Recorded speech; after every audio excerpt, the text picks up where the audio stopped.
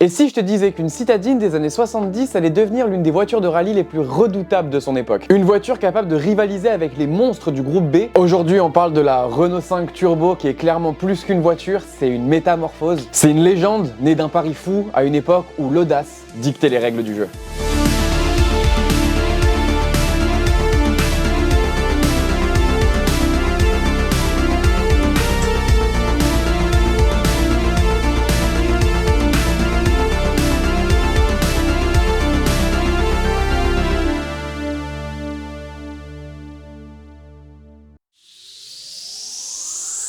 On est à la fin des années 70 et Renault domine le marché des citadines avec sa petite R5. C'est une voiture populaire et pratique, mais on est vraiment très loin d'un monstre de puissance. Pourtant, dans l'ombre, il y a une poignée d'ingénieurs qui pensent différemment et qui sont en train de préparer quelque chose. L'objectif de ces ingénieurs, ça va être de prendre cette voiture du quotidien et de la transformer en une bête de guerre. L'idée, c'est qu'elle soit capable d'aller écraser n'importe quel concurrent sur des spéciales de rallye. C'est un pari qui semble complètement fou parce qu'à l'époque, il y a des Fiat 131 Abarth, des Lancia Stratos, des Porsche 911.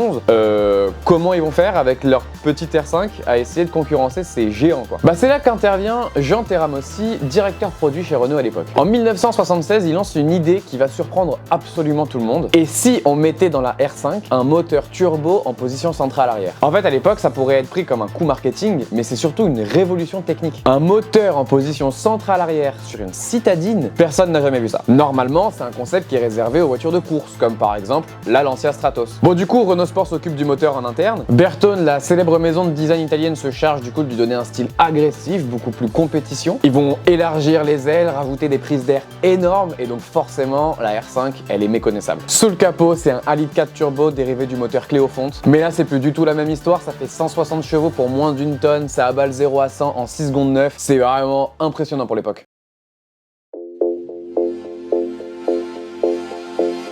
En janvier 1980, la R5 Turbo est enfin dévoilée au salon de Bruxelles et tout le monde l'adore. Reste à voir ce que ça donne sur route et c'est justement sur route que la légende prend forme. Dès le départ, la R5 Turbo, elle impressionne tout le monde. Un an plus tard, en 1981, Jean Ragnotti, pilote emblématique de Renault, remporte le rallye de Monte-Carlo, qui est quand même un rallye extrêmement prestigieux dans le calendrier du WRC, enfin du groupe B à l'époque. Et ça envoie clairement un message fort, c'est que la R5 Turbo, elle a peur de personne. Sur les routes sinueuses, c'est là qu'elle se démarque le plus. Évidemment, elle est agile, légère et nerveuse. Bref, elle va prendre tout ce qu'elle peut prendre et elle va vraiment écraser du monde. Et d'ailleurs, Renault s'arrêtera pas là avec ce modèle. En 1984, ils passent la seconde et sortent la Maxi 5 Turbo. Là, pour le coup, c'est une fusée. En fait, il n'y a pas vraiment de débat. Elle remportera d'ailleurs le Tour de Corse en 1985. Et globalement, ce qu'il faut retenir, c'est que depuis sa sortie au salon en 1980, donc 5 ans en arrière, la R5, elle est partout, elle est monstrueuse et les autres concurrents cherchent à trouver des moyens de pouvoir la battre. Et évidemment, au bout d'un moment, ils vont réussir. Toutes les bonnes choses ont une fin et le groupe B évolue rapidement. Un autre modèle mythique qui vaudrait le coup que j'en fasse une vidéo, c'est l'Audi Quattro qui débarque. Forcément, la technologie des 4 roues motrices à l'époque, c'est un gros step. En plus, il n'y a pas que la Quattro qui arrive, il y a aussi la Peugeot 205 T16 par exemple. Et évidemment, la R5 Turbo avec ses 2 roues motrices, c'est beaucoup plus compliqué à ce moment-là de faire ses preuves. Malgré tout, elle reste une icône, elle continue de faire vibrer les cœurs des passionnés dès qu'on peut la voir dans des rallyes historiques ou dans des rassemblements. Ce qu'il faut savoir, c'est qu'entre 1980 et 1986, Renault produit près de 3500 exemplaires du coup de ce modèle-là. Aujourd'hui, pour réussir à acheter un modèle aux enchères, il faudra débourser à peu près 100 000 €. Preuve aussi du mythe et de cette légende qu'est la R5. Évidemment, je pourrais vous parler de la R5 électrique qui est ni plus ni moins que l'héritage du modèle dont on vient de parler, mais je préfère directement vous l'expliquer dans l'essai routier que j'ai prévu pour vous qui sortira dans quelques semaines. Avant de conclure, n'hésitez pas à vous abonner si vous avez aimé la vidéo, ça soutient énormément mon travail et c'est vraiment gentil. Merci à tous ceux qui le feront. Et donc pour finir, ce qui rend la R5 Turbo unique, c'est sa transformation radicale. On est passé d'une petite voiture urbaine à une terreur des spéciales de rallye. Ses ailes larges, ses prises d'air immenses, tout en elle